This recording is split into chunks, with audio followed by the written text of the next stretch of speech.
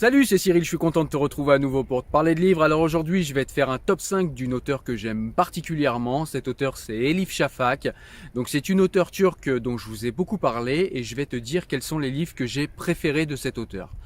Alors tous les livres dont je vais parler dans cette vidéo, en fait, je vous mettrai un lien en description pour que vous alliez vers les vidéos qui parlent plus particulièrement du livre, pour comme ça avoir une présentation et un avis plus détaillé sur chacun des livres.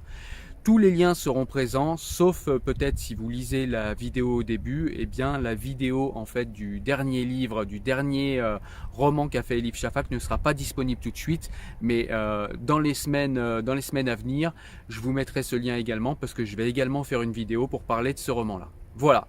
Eh bien, écoutez, maintenant que les règles sont fixées, que je vous ai expliqué de quoi on allait parler, allons-y, on va parler du top 5 des livres d'Elif Shafak.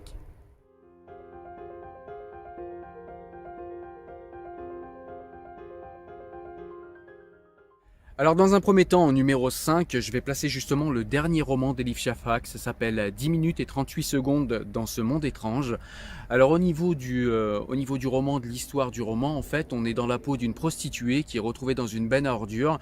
Et en fait, Elif Shafak nous explique que le cerveau d'une personne, quand elle vient de se faire assassiner, en fait, continue de fonctionner. Et donc la personne continue de vivre pendant 10 minutes et 38 secondes.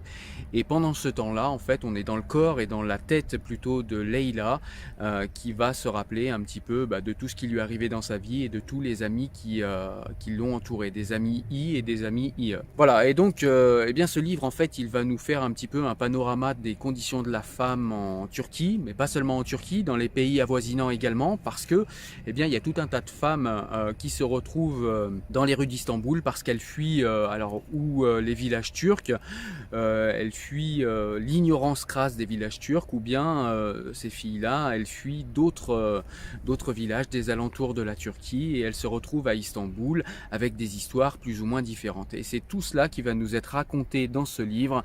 Ça s'appelle 10 minutes et 38 secondes dans ce monde étrange. C'est un livre que j'aime beaucoup. C'est un livre que je te place dans le top 5 à la 5e position, mais c'est vraiment un très très bon livre, hein. J'ai pris que les meilleurs et même s'il est en 5e position, ça reste un très très bon livre. En 4e position, je te place un livre en fait que je n'ai pas en physique puisque je l'ai lu en numérique, donc je te mettrai une petite image ici. En fait, le livre c'est Crimes d'honneur.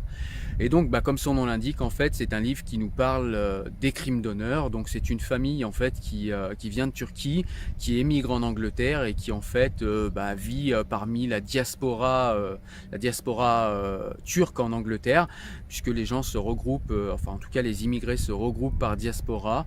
Et donc, elle va nous expliquer un petit peu dans ce livre en fait la condition de ces diasporas, comment ils vivent même dans les pays occidentaux selon quelles règles, et comment en fait les femmes subissent les lois du patriarcat et subissent parfois les crimes d'honneur, parfois même pas des mains de leur mari, mais des mains de leur fils, de leur oncle, la pression communautaire également, hein, lorsqu'il y a un divorce pour se remettre avec quelqu'un d'autre, etc., etc. On va parler de tout un tas de sujets comme ça.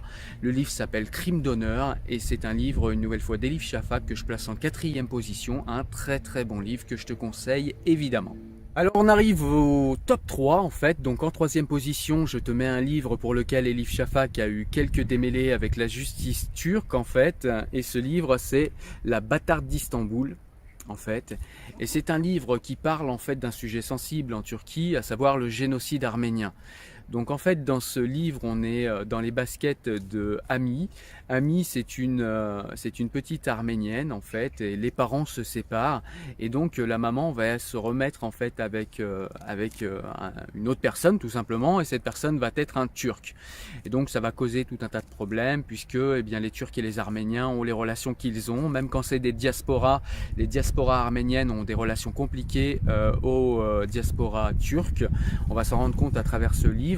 Même pour ceux qui le savent déjà, on va aller avec ce livre dans le détail. On va également parler du génocide arménien, comment il s'est passé, et tout ça on va le découvrir à travers les yeux d'Ami qui est l'héroïne du livre. C'est vraiment un livre que je te conseille, ça s'appelle La bâtarde d'Istanbul d'Elif Shafak. Alors mon livre préféré numéro 2 de Elif Shafak, c'était mon livre préféré de toute l'année 2018, ça a été le livre qui m'avait le plus plu en 2018, ce livre c'est Trois filles d'Ève d'Elif Shafak. Alors ce livre en fait va nous parler d'une jeune turque qui grandit au sein d'une famille turque, ce qui paraît pour l'instant évident. Et en fait cette famille turque elle est un petit peu particulière parce qu'on a un papa qui est plutôt laïque, qui est plutôt caméliste et pas du tout religieux du coup, et puis on a une maman qui est plutôt bigote, réactionnaire et très très religieuse. Donc déjà du coup ça donne une ambiance un petit peu particulière à la maison, et du coup ça donne une jeune turque en fait qui se pose beaucoup de questions sur la religion, sur la spiritualité de sa mère, sur la non-spiritualité de son père, sur les réactions bigotes de sa mère et sur les réactions plus modernistes de son papa. Alors ça déjà c'est intéressant, mais cette jeune turque en fait va aller faire des études en Angleterre. Et donc elle va aller dans une grande université anglaise en fait, où elle va loger avec deux autres jeunes filles en fait, qui sont du Moyen-Orient ou d'Orient également. Donc elle va être avec une jeune iranienne qui elle a fui en fait l'Iran avec ses parents à cause de la révolution islamique en 1979 et à cause du voile, etc., etc. Puis elle va être également avec Mona, qui est une jeune musulmane, mais qui elle a grandi en Angleterre et qui porte le voile et qui est plutôt bigote, etc., etc. Et donc ces trois jeunes filles en fait vont avoir des dialogues vraiment très intéressants. Donc ces trois jeunes filles, hein, d'où les trois filles d'Ève, ouais. Et donc ces trois jeunes filles en fait vont avoir des dialogues extrêmement intéressants au sujet de Dieu. Et en fait ces trois jeunes filles en plus vont intégrer un cours avec un prof un petit peu particulier. Et c'est un prof en fait qui va en fait faire un cours sur Dieu et qui va leur parler de Dieu. Et donc qui va rassembler en fait des chrétiens, des athées, des musulmans, des bigots, des non-bigots, etc. dans le même cours. Et ils vont parler de Dieu, et ils vont parler en fait de la conception qu'a chacun de Dieu, de ce que Dieu peut être, de ce que Dieu ne peut pas être, et ça va donner vraiment des dialogues extrêmement intéressants, une spiritualité, un niveau spirituel dans ce livre extrêmement intéressant. Notre héroïne, eh bien, elle va avoir un petit peu du mal à se positionner entre les arguments des bigots, entre les arguments de ceux qui prônent la liberté et la modernité, et elle va se positionner un petit peu à mi-chemin entre tous, et elle va réfléchir un petit peu à tout ça.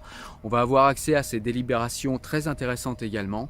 Donc voilà, un livre qui parle beaucoup de spiritualité, qui a été mon livre préféré en 2018 et qui est aujourd'hui dans le top 2 de mes livres préférés d'Elif Shafak. Ça s'appelle Trois filles d'Ève. Et donc le premier livre en fait de mes livres préférés d'Elif Shafak, qui restera un livre qui restera à jamais gravé dans ma mémoire parce que c'est un livre d'une hauteur spirituelle extrêmement importante. Et vous le savez, la spiritualité c'est un sujet récurrent sur cette chaîne, c'est un sujet très important pour moi. Et ce livre est vraiment très très intéressant. Ce livre c'est Soufi mon amour, donc je l'ai pas, je l'ai prêté, donc je vous mets la petite pochette ici en numérique. Mais en tout cas c'est un livre que j'ai vraiment beaucoup aimé. Ce livre en fait nous raconte l'histoire d'une femme qui arrive à la quarantaine, donc c'est une épouse, et elle s'est mis en tête en fait de reprendre le travail parce que les enfants pour lesquels elle s'était arrêtée de travailler ont grandi, ils n'ont plus forcément besoin d'eux, et du coup elle se remet à travailler. Elle travaille dans une maison d'édition et en fait elle lit des scripts en fait, et il y a un jeune homme, un jeune maghrébin qui va lui envoyer en fait un manuscrit d'un livre qu'il souhaiterait publier. Et ce manuscrit en fait raconte l'histoire de la rencontre entre le soufi Rumi, qui est très connu en Orient, qui est un sage et un soufi extrêmement inspirant, avec vraiment comment dire, des pensées et des préceptes vraiment très très hauts au niveau spirituel.